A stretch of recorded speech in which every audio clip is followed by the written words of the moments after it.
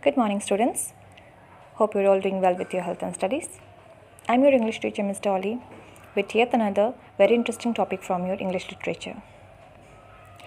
Every thought of people who are differently abled and why they are called differently abled people.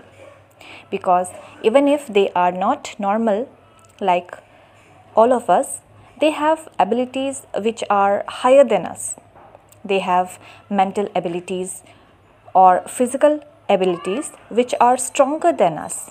In today's session, when we are going to start a new chapter, a visit to Cambridge, in which we are going to study a little more or know a little more about the legendary scientist Hawking. It gives me immense pleasure to introduce the author of this chapter 2, who is Firdaus Kanga, because he is also another brave heart. Let's start with the session knowing something about both of them. A Visit to Cambridge, written by Firdaus Kanga. Firdaus Kanga, who was born in 1960 in Bombay. He is a writer and actor who lives in London. He has written a novel, Trying to Grow, which is a semi-autobiography novel set in India, and a travel book, Heaven on Wheels, about his experience in the United Kingdom. Trying to Grow was turned into a fiction film named The Sixth Happiness, for which Kanga wrote the screenplay and also starred. Firdaus was born in Parsi family with a condition known as brittle bones disease. This left him with several painful fractures throughout his childhood and adolescence in India. But he adjusted to this disability early in life and was tough mentally. This chapter is also taken from his book Heaven on Hills, which talks about his meeting with Stephen Hawking. This chapter is a story of a meeting of two extraordinary people, the scientist Stephen Hawking, who was paralyzed, but he did let this come in his way of growth and success. He could not speak, but all he could do was punch the words on the computer which he could speak on behalf of him. And then this interview is conducted by an author, writer Firdaus Kanga, who himself is differently abled. These two great men exchange their thoughts on how the life is on a wheelchair, and they also talked about how the normal people react to them. Before we start with the explanation of this chapter, let's know a little bit about Stephen Hawking. The body had ravaged by disease by the man soared into the cosmos. Stephen Hawking had even trained hoping to get into space. His life would have been an inspiration even if he hadn't defined medical science and lived 50 years longer than a person afflicted with ALS, the muscular wasting Lou Gehrig disease. His physical limitations had, he said, freed his mind to develop brilliant new theories on the origin of the universe and on what actually happened in the space black hole. And his ability to explain those theories using his computer synthesized voice and in his unlikely bookseller, A Brief History of Time, made him probably the most famous scientist of his generation. It earned him one of the President Obama's first Medal of Freedom professor. Hawking's life story was depicted in 2014 movie The Theory of Everything might have been dismissed as a Hollywood fantasy if it wasn't true. But he didn't need actors to play him. He was quite willing to play himself. But it's the science that endures his message. So remember to look up at the stars and not down at your feet. Now let's look into the story which we are going to read today is about a meeting between two people, and both of these people are differently abled. These days we call disabled people as differently abled. One of them is Stephen Hawking, who is one of the greatest scientists, but he suffers from a condition, and because of this paralysis, the message between the muscles and the brain do not function properly, which is why there is no movement of the body parts. Now, since he cannot speak and cannot walk, he is confined to a wheelchair. But there is a computer in front of him. He has to punch the buttons on the computer, and that computer speaks in a machine like voice. Now, Firdaus Kanga is a writer and a journalist who lives and works in Mumbai. Firdaus Kanga was also differently abled because he was born with brittle bones, that is, weak bones, and the bones were so weak that during his childhood they used to break very easily. So, like Hawking, Kanga was also in a wheelchair. He also could not walk, and this story is the exchange of thoughts between these two men, and then talk on how this normal people react to the disabled. Cambridge was my metaphor for England. This line is spoken by Firdaus Kanga, which means Cambridge had the England inside.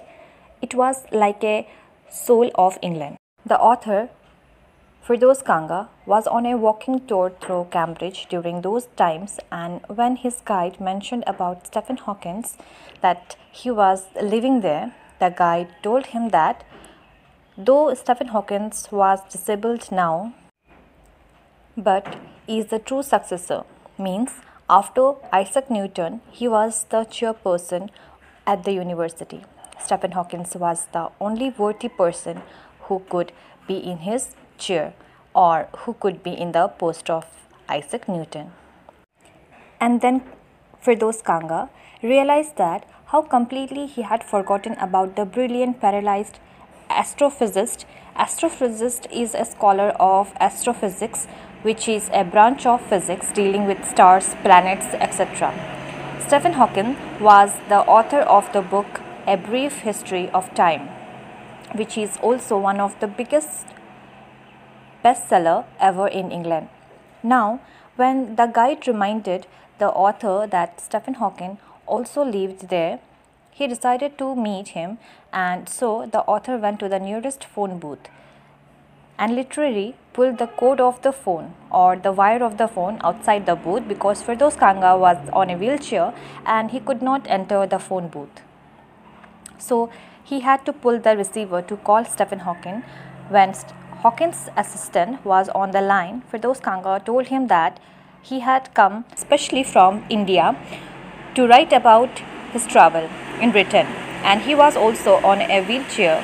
Well, the assistant gave him the appointment from 3:30 to 4 the next day so that Firdaus Kanga could meet Professor Hawking. After speaking to the assistant, Firdaus Kanga felt a little weak.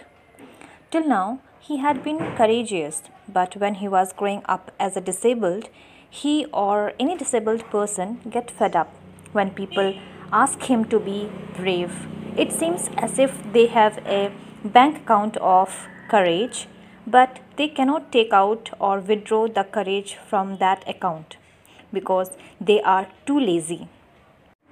Or in other words, people think that they are not being courageous or brave enough to accept their situation, while in reality it is the other way around.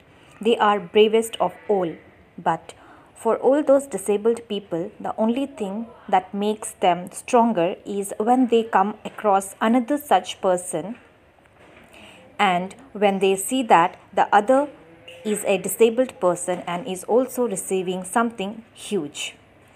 Irrespective of his physical condition, then it is the most courageous or it is the most positive thing in the world, and then they get an inspiration that nothing is impossible. You just have to reach out further and you just have to open your thoughts, and the possibilities are around you. When Firdaus Kanga had gone to meet Stephen Hawking the next afternoon, and Professor Hawking is saying that he had no choice, he had to be brave. The author called Stephen Hawking's voice as disembodied computer voice because it was a voice which was spoken by a machine, a bodiless computer machine, so it had no feelings at all. When Stephen Hawking had told Firdaus that living like that was his choice because he had no other alternative, then Firdaus Kanga thought that how a differently abled person chose to live creatively, even with a paralyzed body. But Firdaus did not say anything, he kept quiet. He kept quiet because every time he spoke, he was feeling guilty that he was forcing Hawkins to respond. Now, Stephen Hawkins could not speak. All he could do was just press a few buttons on the computer and the machine could speak for him. So he used to tap a little switch in his hand and trying to find the words on the computer which he could do to express his thoughts. And only bit of movement that he could do was his long pale fingers. But every so often his eyes used to close down because there was so much of tiredness which was causing him frustration. And why was the tiredness? Because he could not express properly what he felt. Firdaus was sitting opposite and he could understand his anger, his anguish, because he could understand that Stephen Hawking's mind was full of thoughts. It was active of thoughts, but these thoughts were coming out in phrase, in small sentences. And since these sentences or phrases come from a machine, they lack the very feeling and so they were cold and dead like dead bodies. Well, till now, the story has been very inspiring. Now, let's know more about Stephen Hawking on his life and message to everyone. Now, as the author Firdaus Kanga was sitting face to face with Hawking and they are having a conversation, Firdaus Kanga asked Stephen Hawking a question. And he asked, a lot of people think that disabled people or differently abled people are extremely unhappy from inside. And he knows it that it is not true himself, but he wanted to ask Stephen Hawking and whether he was laughing from inside or not. And then after 3 minutes, there was a reply from Hawking and he said that he finds it very funny when people starts to take him as an inferior person because he is not abled like other people and so they show their kindness, but in a way they make him more inferior. Then Firdaus Kanga asked another question and he asked if he found it annoying when someone like him had come and disturbed him in his work. To this, Hawking answered yes. But then, with this answer, he didn't want to be rude to Firdaus Kanga. So Hawking smiled with his one-way smile. And at that point of time, Firdaus knew, without being emotional or without being silly, he knew that he was looking at Stephen Hawking, who was the most beautiful person in the world, because he was not only just intelligent, he was a very good and also a humorous human being too. Firdaus Kanga had described Stephen Hawking physically. He says, when you look at Stephen Hawking, the first look of him is very shocking because he is absolutely still, means without any movement, just like a photograph. And it seems as if all the pictures of him which comes in the magazines and newspapers had suddenly taken a three-dimensional shape. He looks like a statue sitting in a wheelchair. Then one can see his head is twisted sideways. It used to be sideways always because he didn't had that strength to be upright. And sideways it would fall on one side very heavily. The upper part of the Hawking's body was shrunk. It was very weak and one could make it that it weak inside his pale blue shirt. The legs were all wasted because he could not walk. But if you look at his eyes could speak and they were so expressive that wanted to say something huge and urgent if he could speak through his eyes. But when you look at Stephen Hawking, you are shaken because you have never thought that such a wonderful personality can have this kind of physical appearance. Firdaus had compared Stephen Hawking to a lantern. That is, they were old and so thin that you could only the light that is glowing inside. Or, in other words, Stephen Hawking's body was weak, that the body did not matter. But what mattered was light of knowledge, the light of humanity, the life of goodness, which was glowing inside Stephen Hawking's body. And this is the inner glow or the real light of a man. Stephen Hawking's body was unimportant because it exists only like a case or wall which were made of shadow. But Firdaus Kanga says he never believes in the soul because souls are everlasting. It never dies. But he feels now that soul is the only important thing in our body. Everything else, that is our body, structure, the outer appearance, the beauty or everything else, they are only aided because of a decoration. But what really matters is the soul of a human being. Then Firdaus Kanga asked Stephen Hawking what he thought was the best thing about being disabled. But to this, Stephen Hawking replied that there was nothing good about being disabled. Firdaus Kanga added that Stephen Hawking must have also discovered there is so much of kindness in the world because people are really kind and helpful to differently abled persons. And to this, Stephen Hawking replied yes, but the only disadvantage of his voice was that he could not convey the rise and fall of voice while speaking. Whenever Stephen Hawking spoke, his voice was machine voice and it lacked the tone or the feeling or the emotion which we all have while we are speaking. So his yes could not highlight how happily he agreed with Firdaus Kanga. Firdaus also added that whenever he is shifted in his wheelchair and could not turn his wrist to watch the time, he wanted to make every minute worthy of his interview, and whenever he could turn his wrist or turn his body or could move, he felt there was such a huge relief and there was so much excitement that even now his body had so much possibilities of movement. And at this point of time, since he was comparing himself to Stephen Hawking's position, he found although he could not walk or stand, it was very unimportant. Yet he could at least move his upper body or his arms, or he could at least speak. And that is what were the possibilities of his own body lays. And he is happy about those possibilities. Firdaus Kanga told Stephen Hawking was his inspiration, but this word inspiration was not that idea which is overrated, used, and now it has lost its meaning, but it was a true idea that he wanted to express. And he also wanted to ask Stephen Hawking that for every other disabled person has this thought of being inspired to others ever helped? To this, Stephen Hawking replied no. And at that point of time, Firdaus Kanga thought that how foolish he was to ask such a question. He expresses that a body is a claustrophobic room. Claustrophobic means totally closed by walls. If you are in a closed space and the walls of that enclosure are growing narrower day by day, the other people are happy that you are alive, that you are an inspiration. They admire you.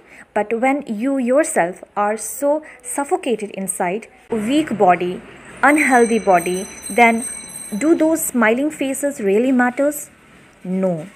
Then Firdaus Kanga asked Stephen Hawking about his advice for the disabled people so it could make their life better. And then Stephen Hawking to this replied that the disabled people should concentrate only on what they are good at, and things like disabled Olympics or something are just waste of time because that is something which is beyond the capacity of that person.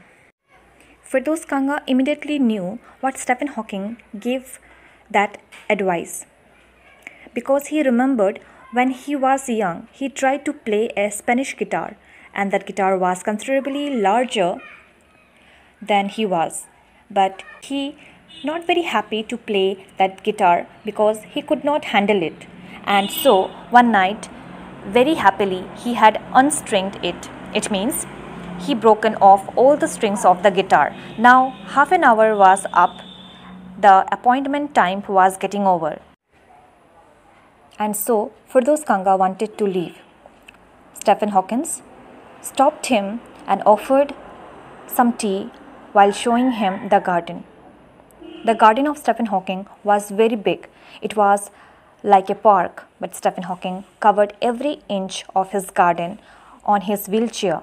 While Firdaus Kanga tried to avoid coming in the way of his wheelchair, they both could not talk very much because there was very harsh sunshine and therefore Stephen Hawking could not see the letters and speak through that machine.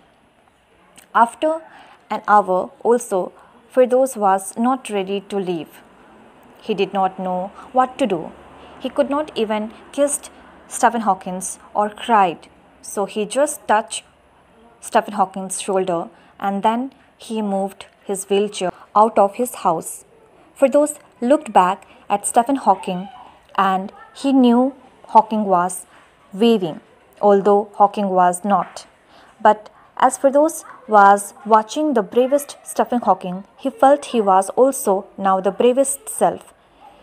He always wanted to become that brave, and he was moving that stage of life where he had always believed in his self-bravery, and now after meeting Stephen Hawking, he felt that journey towards his own brave self was getting over and he was now obsessed on to his own better self. So children, during the positivity and inspiration from the life of Sir Stephen Hawking, I end up my session today with this message that disability is all in the mind. Even a normal person is disabled if he is not mentally strong. So instead of showing sympathy to the differently abled people, let's include them in our society and treat them as our part.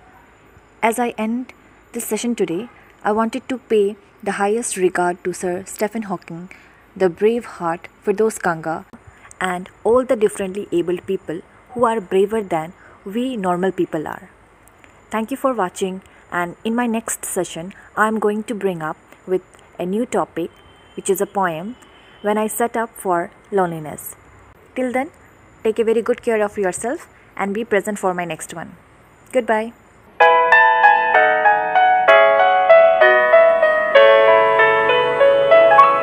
Can you hear me? It has been a glorious time to be alive and doing research in theoretical physics.